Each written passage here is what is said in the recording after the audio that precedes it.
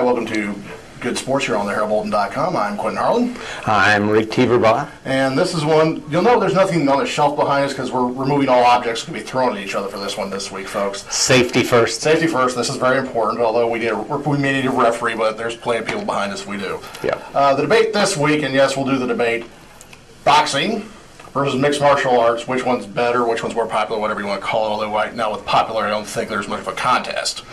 No, probably not. But then again, there's all kinds of people that will show up for, like cockfights and stuff too. So I wouldn't let that count for too much. But to me, the big deal with boxing being superior to mixed martial arts is that you can actually survive long enough to mount a comeback, to actually display some strategy, which I don't see nearly as much of in the mixed martial arts that I watch.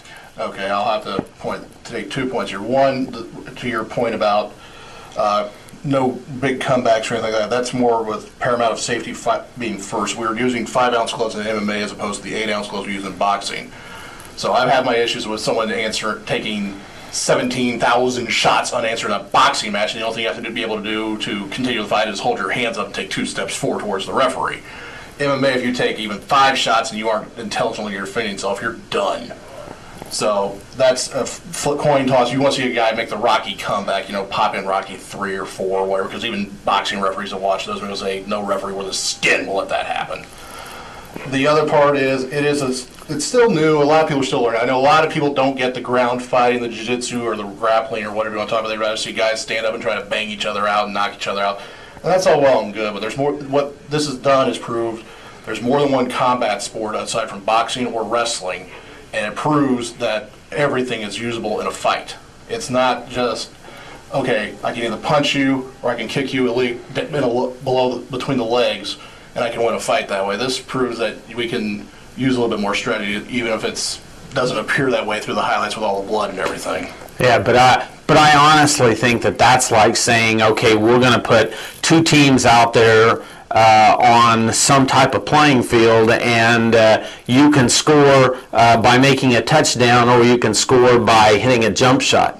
I think, okay, yeah, I'm fine for all the different types of martial arts that there are. I'm just not real fond of the idea of combining them. I think karate is fine on its own, jiu-jitsu is fine on its own, any of those things, and boxing, but I think it's a very uncomfortable marriage of putting them all together, and I like the purity of boxing, and I think even though the sport itself has been corrupted by all the alphabet sanctioning bodies, yes. Yes, but I also think that MMA is sliding in that same direction with all the different organizations, and that comes with any time you've got a lot of money and a lot of popularity. You've got a lot of people that want to catch in on it.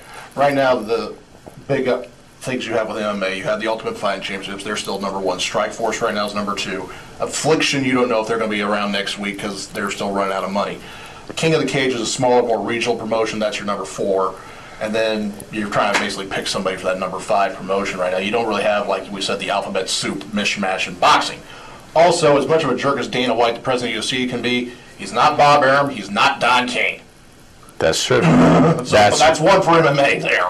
And I'm not a purist to speak of. I'm not a prude. Right. But I do think, for me, the thumbnail difference between boxing and MMA is boxing has the Marquess of Queensberry rules, and MMA has the Marquis de Sade rules. I mean, yeah. That is, the blood, the Marquis. Even when the winner walks out of an MMA ring, it doesn't look like they won. Well, I'll take issue with that again because the uniform rules of mixed martials are very extensive. Now, MMA in this country. MMA around the world, there's a few other things that I'm not too crazy about. In this country, basically when you're on your feet, pretty much anything can go. As far as what kind of strikes you use with your fists, your elbows, your knees, your kicks, what have you. When you're on the ground, There's never any blows to the back of an opponent's head or spine. You can't eye gouge. You can't fish hook. There's no groin strike. There's no headbutts. You have more rules than what people think. Now, in Japan, you're allowed to stomp on your opponent and kick him in the head when he's down on the ground, which I've never liked because any idiot off the street can do that. Mm-hmm. But the Queensberry rules, I love boxing when it's a fight. What I hate is when I see two guys that have all this hype coming behind them, and it's punch, punch, hug. Punch, punch, hug. If I want to do that, I'll watch my niece play with her Pooh Bear. Okay.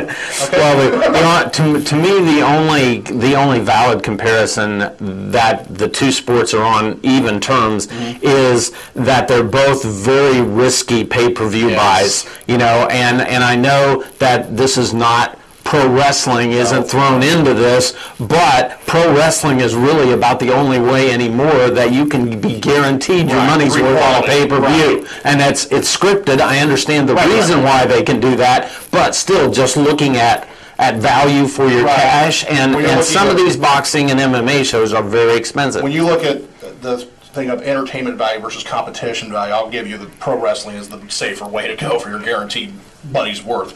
From a competition standpoint, I still like the MMA better now because they have picked up the ball that boxing dropped 20, 30 years ago. They're still somewhat on regular TV, even though it's basic cable with Spike TV packages and NBC, and CBS will be jumping back in with Strikeforce here in a few months. They still want to keep their fights able to be viewed by the masses. Whereas with boxing, probably around the mid-'80s when Mike Tyson blew up, I mean, unless you and me shelled out $59.95 for the pay-per-view, we couldn't see the big headliners. Unless we, knew somebody that had a special cable box. Yes. All right. Well, we'll just have to, for right now, say that I'm going to continue to watch my boxing, even if it's the ESPN Friday night fights where I may not know all the people on the cards, but sometimes those actually make for better bouts than a big pay-per-view. On those things. Yeah, and you'll stick with your MMA, and we'll try to report some of it in our sports pages. That'll work for me. All right. See you next week. Thanks for watching.